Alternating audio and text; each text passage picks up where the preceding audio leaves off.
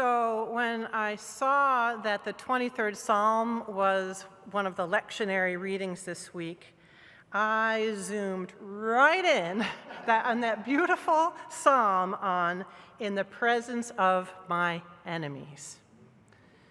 So that's what I've entitled my sermon today, "In the presence of my enemies." All this great, juicy love that God gives us in this psalm is in the presence of our enemies. And I don't know about you, but I've been really feeling like I'm in the presence of enemies these days. So we're in the presence of enemies in very key spots in our country. We've got a judge in Florida who was overseeing the United States versus Donald Trump in his criminal case. And she decided on what all legal experts decide are very flimsy grounds to just dismiss that case. That makes me feel like I'm in the presence of enemies. And the Supreme Court that we've got. Did you know they're like kind of making up facts these days? There's an article in the Scientific American called "The Supreme Court's Contempt for Facts is a Betrayal of Justice." Scientific American, they've written a lot about how the Supreme Court is just making up the facts that fit where they want to go. And that's not the tradition in this country. The tradition in this country is that the Supreme Court decides the law, and the questions of fact are sent back down to the lower courts. Not these guys. You might have heard last year, in the 2022 Supreme Court season, there was a case decided, 303 Creative versus Alenis, where there was a web designer whose rights were violated. This poor web designer, their rights were violated when a gay couple asked them to make a website for their wedding. Did you know there was no such website? And there was no such request? When the man who was told that his name was part of this case was approached, he said, "Well, I'm married to a woman." This is the court we've got, and it makes me feel like I'm in the presence of my enemies. And one of the court cases that was decided this year reversed a case called for short Chevron, right? You've heard about it. It's going to be an environmental disaster. The idea that had existed, the Chevron case that had been decided in the 80s, was that the agencies of the federal government, they have to make judgment calls all the time. If you're regulating things, Congress has not decided every single situation. The Chevron case from the 80s had said these experts need to be able to make decisions as they go. This court reversed that, and Elena Kagan, thank God for Elena Kagan on the court, said that in one fell swoop, what this court has decided is that it has the exclusive power over every open issue, no matter how expertise-driven or policy-laden. Experts are not being allowed to make the decisions that have to be made on the fly. I feel like I'm in the presence of my enemies. And of course, we've all been talking about Project 2025, right? It's all over the place. It's written by the Heritage Foundation, which has been around for 50 years. These folks aren't new at this, right? Back in the Reagan administration, they handed Reagan the mandate for leadership, and he said, "Great, I'll do it," and he did about 60% of all of their policy recommendations. They're the folks who brought us Brett Kavanaugh, the justice who likes beer. And even Obamacare, Obama decided that he wanted to get health care passed. He took a Heritage Foundation recommendation for the the mandate to buy insurance, and that was the basis of Obamacare. But once the black guy touched it, it had cooties, so nobody was going to work with Obama on that, from that side. I want to talk about, I want to quote from Project 2025. This is a real quote. It says, "The next conservative president must delete the following terms out of every federal rule, regulation, contract, grant, and piece of legislation that exists. Sexual orientation and gender identity, diversity, equity, and inclusion, gender, gender equality, gender equity, gender awareness, gender sensitive, abortion, reproductive health, and reproductive rights." These are, don't say gay wasn't enough. These are the words that Project 2025 doesn't want you to be allowed to say, therefore they are ideas they don't want you to be allowed to have. But the kicker in this quotation is the last thing. It says, "or any term used," you're not going to be allowed to put in any federal rule, regulation, contract, grant, piece of legislation, "any other term used to deprive Americans of their First Amendment rights." So this is what I really want to point out about Project 2025 and what this vision of America is. They take the language of democracy, the language of First Amendment, to do away with democracy. They want to take away the words and the ideas that you're allowed to have and call that fighting for your First Amendment rights. And then I want to spend a minute talking about the how, because I think it's a little less obvious, the how that Project 2025 is using. What they are talking about is they want to dismantle the administrative state. And when they say that, they mean our civil service. And when we have certain candidates who are saying they never heard of Project 2025, one of the keystones of it is there, if you look in Project 2025, they talk about Article 2 of the Constitution. So when you have a candidate saying, "No one ever talks about Article 2, which is all about the executive power in the Constitution, that is the language in 2025, that we have a civil service that works throughout the government. We have 3 million people or so who work in civil service in the federal government. They are not clearly under Congress, they're not clearly under the executive branch. Because what happens is Congress passes a law, an environmental law, let's say, and you have to create an agency that can carry out that law and make their own judgments. And there's a whole area of law to cover this administrative state, as they're calling it. These are professional people, they're not political appointees. And what happened was that when we had a president in office who wanted to do anything he wanted, anytime he wanted, with no barriers, he found out that this whole vast network is not under his control. So Project 2025 wants to do away with these professional people in professional spots in the government where they are where they're professional environmentalists or whatever their area of expertise is. What Project 2025 wants is a bullyable state, not a professional state. They want to impose their ideas because their ideas cannot win fair and square. And if you go on the Project 2025 website, they're actually taking resumes because they want to get rid of anyone with expertise in the government and put in people who they know are going to be bullyable, who are going to follow along with their agenda.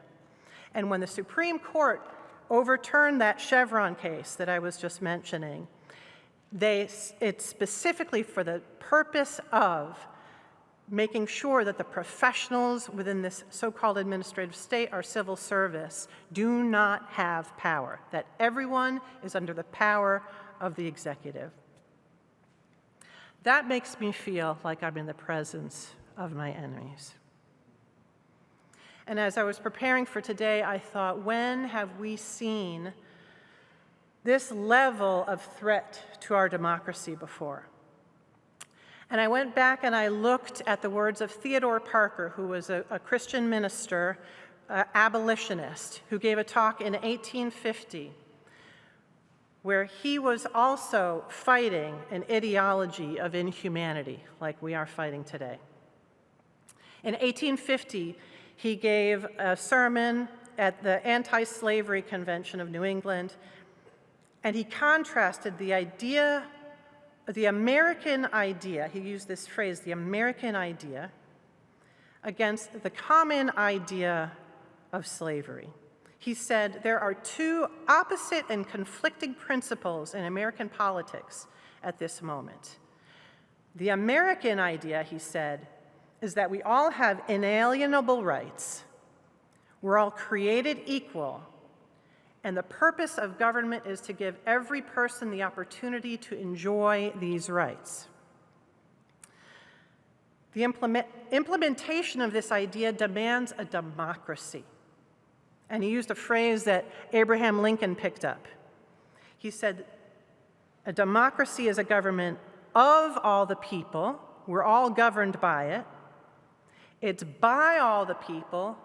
We decide it together. And it's for all the people, for the good of all the people. And he said, let's call this idea freedom. The other idea against which we are at war, he said, is not such an American idea. It's the idea that one person has the right to hold another person captive for the benefit of the one holding the other.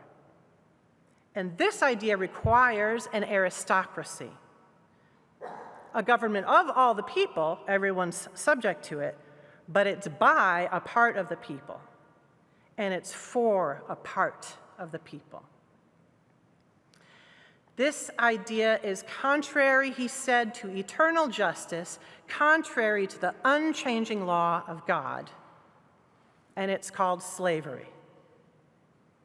These two ideas, he said, are hostile. They are irreconcilably hostile, and they can no more be compromised and made to coalesce in the life of a nation than can the worship of the real God and the worship of an imaginary devil be combined in an individual human being. So I'm going to talk a little bit about their tactics, and then I'm going to get to the psalm.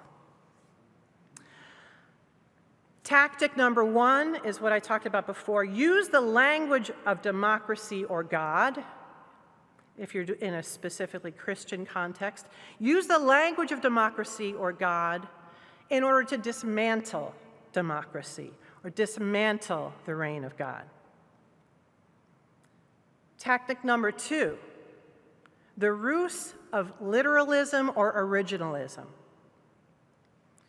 In Christian circles, people use literalism, and in the civic society, people with this agenda of inhumanity use the Constitution and are originalists. Both of these are absolutely inherently untrustworthy. Why? Because they leave out reality.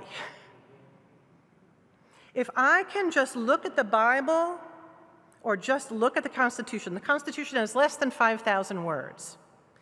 The Bible has less than 1 million words in the English translation, any translation, I suppose.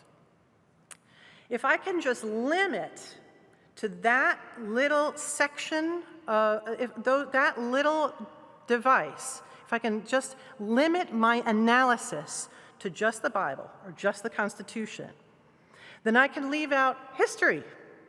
I can leave out anything that happened since that was written. I can leave out science.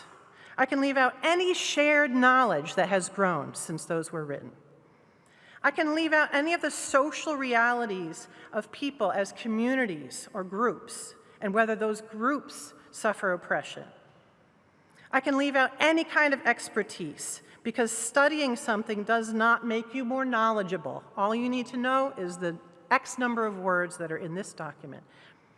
And most importantly, I can leave out compassion.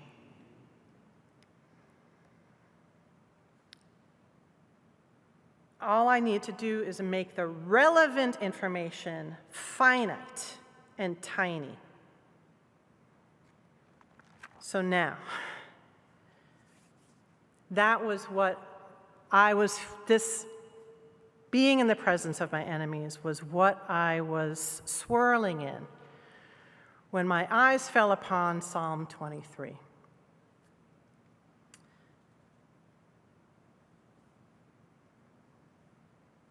We are called to a fierce love, like Jackie says, and this psalm shows us what it looks like. So I'm going to go through this psalm and say a little bit about it and how we can read it in the presence of our enemies. In the presence of all that is this hot mess. And I'm going to play with the words of the psalm a little bit. Because that language of the shepherd, it's ancient language, right? Most of us aren't real familiar with what it's like to be a shepherd or with sheep in the fields. So I'm going to play with the language a little bit. God is the one who guides me. I'm going to lack nothing.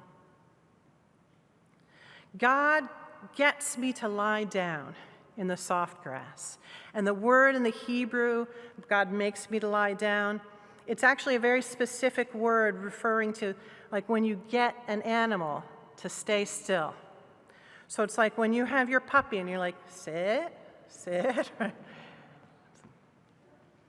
That's what God's doing to us, like, sit. And I'm like, God, I got things to worry about. Sit. God leads me to where there are quiet waters. God lets me breathe again. The word that is translated soul is breath. So the image is like not being able to breathe, like the balloon. The balloon. And God lets me breathe again. That no.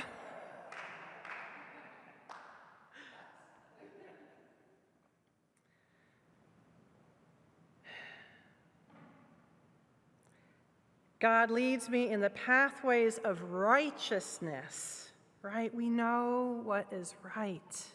And we know that what we're seeing in this country ain't it. God leads me in the paths of righteousness for the sake of honor, right? Because when it says, for the sake of my name, what does that mean? For the sake of reputation, what does that mean? For the sake of honor.